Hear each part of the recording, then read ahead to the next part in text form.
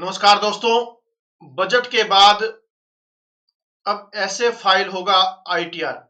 जान ले 4 साल वाला नियम क्या है।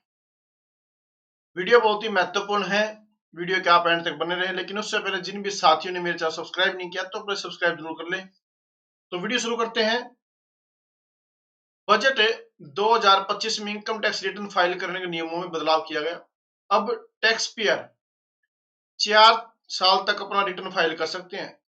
यहाँ ये भी बताएंगे कि अपडेटेड रिटर्न क्या होती है और बाकी रिटर्न से कैसे अलग है। अगर आपने अब तक अपना इनकम टैक्स रिटर्न यानी कि आईटीआर फाइल नहीं किया या उसमें कोई गलती हो गई है तो बजट 2025 में आपके लिए राहत की खबर है।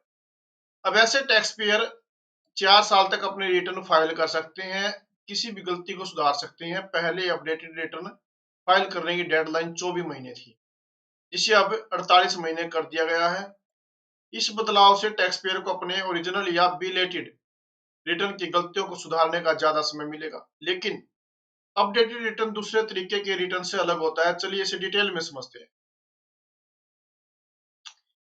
रिवाइज रिटर्न क्या है? ये रिवाइज, अगर आपने अपना ओरिजिनल यानी कि जो सबसे पहले रिटर्न फाइल होता है और उसमें अगर कोई गलती या छूटी हुई जानकारी का पता चले तो आप उसे रिवाइज रिटर्न कर सकते हैं, यानी उसमें बदलाव कर सकते हैं। डेडलाइन, यह रिटर्न असेसमेंट ईयर खत्म होने से 3 महीने पहले तक फाइल किया जा सकता है।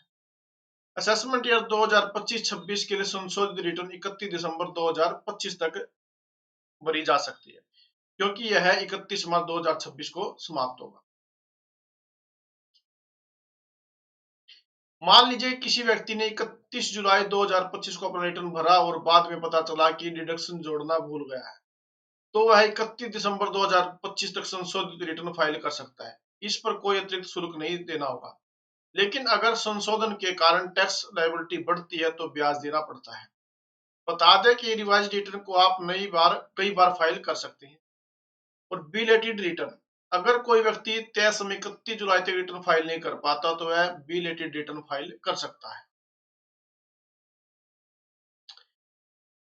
बिलेटेड रिटर्न 31 दिसंबर तक फाइल किया जा सकता है या फिर असेसमेंट पूरा होने तक जो भी पहले हो। वित्त वर्ष 2024-25 का रिटर्न अगर 31 जुलाई 2025 तक नहीं भरा गया तो इसे 31 दिसंबर 2025 तक बिलेटेड रिटर्न के रूप में फाइल किया जा सकता है। फीस और पेनल्टी की बात करें तो अगर बिलेटेड रिटर्न फाइल करते हैं तो 1% हर महीने ब्याज देना होगा। साथ ही 234F धारा के तहत 5,000 रुपए तक की लेट फीस देनी होगी। अगर टैक्स पेयर की इनकम 5 लाख रुपए से कम है तो यह लेट फीस 1,000 रुपए होगी। खास बात क्या है, अगर आपकी इनकम बेसिक एग्जम्पशन लिमिट से कम है तो रिटर्न फाइल करने की जरूरत नहीं हो। बिलेटेड रिटर्न को भी संशोधित किया जा सकता है। बिलेटेड रिटर्न फाइल करने पर कैपिटल लॉस कैरी फॉरवर्ड नहीं किया जा सकता। अपडेटेड रिटर्न 2022 में शुरू किया गया ताकि टैक्स पेयर अपनी गलतियों को सुधार कर स्वेच्छा से सही जानकारी दे सके। बजट 2025 में बदलाव हुआ। अब अपडेटेड रिटर्न 4 साल तक फाइल किया जा सकता है। पहले यह डेडलाइन 2 साल की थी। वित्त मंत्री निर्मला सीतारमन ने अब तक 90 लाख से अधिक टैक्स पेयर्स इस सुविधा का फायदा उठा चुके हैं। ओरिजिनल, संशोधित और बिलेटेड रिटर्न की डेडलाइन खत्म होने के बाद ही अब अपडेटेड रिटर्न फाइल की जा सकती। अपडेटेड रिटर्न को दोबारा संशोधित नहीं किया जा सकता। इसमें केवल अतिरिक्त इनकम ही घोषित की जा सकती है, लेकिन टैक्स देनदारी कम करने के लिए इसे फाइल नहीं किया जा सकता। नया रिफंड क्लेम नहीं किया जा सकता।